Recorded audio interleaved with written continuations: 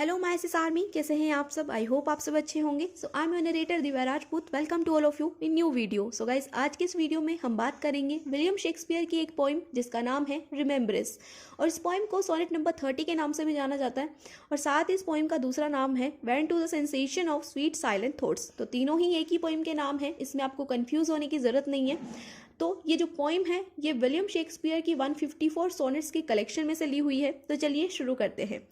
तो पोइम की शुरुआत होती है when to the sensation of sweet silent thoughts, कि जब मैं शांत बैठा होता हूँ और स्वीट मूड में बैठा होता हूँ तो मैं सोचता हूँ।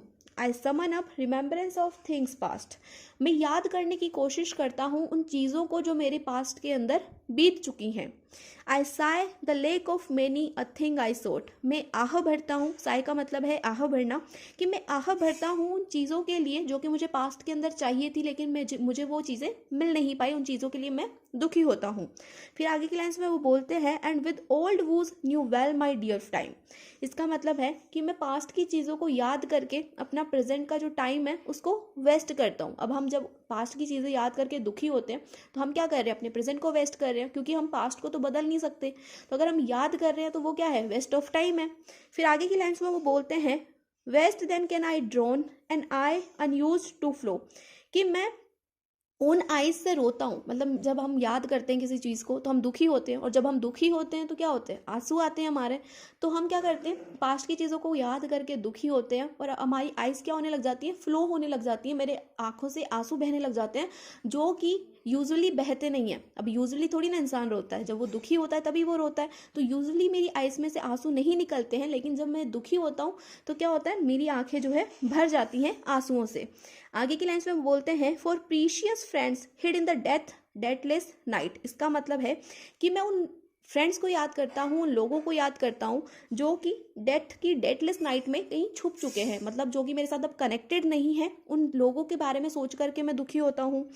And whip a fresh love long since cancelled हुई। इसका मतलब है कि मैं अपने प्यार को याद करता हूँ जो कि मुझे मिल नहीं पाया, जो कि इनकम्प्लीट था, उसको मैं याद करता हूँ और क्या होता हूँ, दुखी होता हूँ। फिर आगे की लाइन्स में वो बोलते हैं एंड मोन expenses of many a vanished site. इसका मतलब है कि जितने भी मेरे दुख हैं, जितने भी मेरे दुख थे, उनको सोच करके मैं रोता हूँ और उनको कंप्लेन करता हूँ जो कि अब गायब हो चुके हैं। वेनिश का मतलब होता है ख़त्म होना या फिर गायब होना।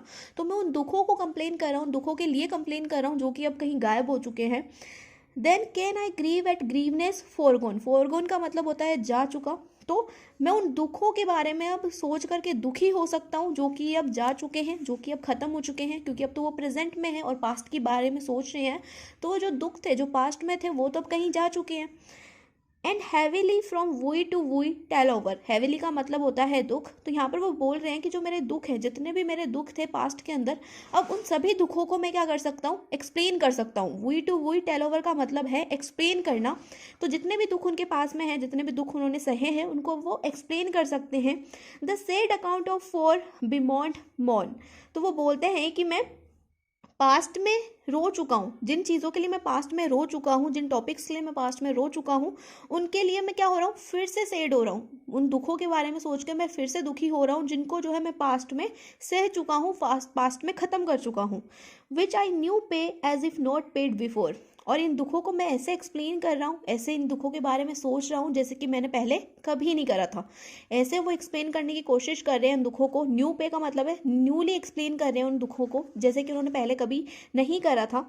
But if the while I think on thee dear friends. लेकिन जब मैं तुम्हारे बारे में सोचता हूँ, जब मैं तुम्हें याद करता हूँ, ये जो दुख थे मेरे, इनको सोचने के बाद में मैं जब तुम्हें याद करता हूँ dear friend, all losses are restored and sorrows end. तो जितने भी मेरे लॉसेस थे, जितने भी मेरी लाइफ के अंदर मैंने दुख देखे हैं, या जितने भी मेरे साथ में सोरो हुए हैं, जितने भी दुख मैंने देखे लाइफ के अंदर, वो सभी क्या हो जाते हैं, एंड हो जाते हैं। जब भी मैं तुम्हारे बारे में सोचता हूँ, उन दुखों को याद करने के बारे में जब तुम्हारे बारे में सोचता हूँ डियर फ्रेंड, तो जितने भी मेरे दुख हैं, जितने भी मेरे घाव हैं, वो क्या हो जाते हैं, वापस से रीस्टोर हो जाते हैं, वापस से खत्म हो जाते हैं। तो यहाँ पर आपकी पोइम खत्म होती है। एंड आई होप आपको मेरा एक्सप्लेनेशन अच्छा लगा हो। एंड इस पोइम से हमें यही सीखने को मिलता है कि पास्ट सबका बुरा होता है, हर किसी का पास्ट जो है बेटर नहीं होता। लेकिन अगर हम अपने प्रेजेंट में पास्ट के बारे में सोचते हैं तो उससे हमारा जो प्रेजेंट है वो भी ख़राब होता है एंड फ्यूचर हमारा सिक्योर नहीं हो पाता। तो हमें प्रेजेंट के अंदर पास्ट की चीज़ों को भूल करके अपने फ्यूचर के लिए वर्क करना चाहिए, ताकि हमारा फ्यूचर ब्राइट हो और फ्यूचर हमारा पास्ट की तरह ना हो। तो आई होप आपको एक्सप्लेनेशन अच्छा लगा होगा। एंड अगर आपको कोई और पॉइंट का एक्सप्लेनेशन चाहिए तो आप मुझे कमेंट सेक्शन में कमेंट कर सकते हैं। अभी के लिए मैं आपसे विदा लेती हूँ, मिलती हूँ नेक्स्ट वीडियो में। तब तक के लिए बाय बाय, टेक केयर।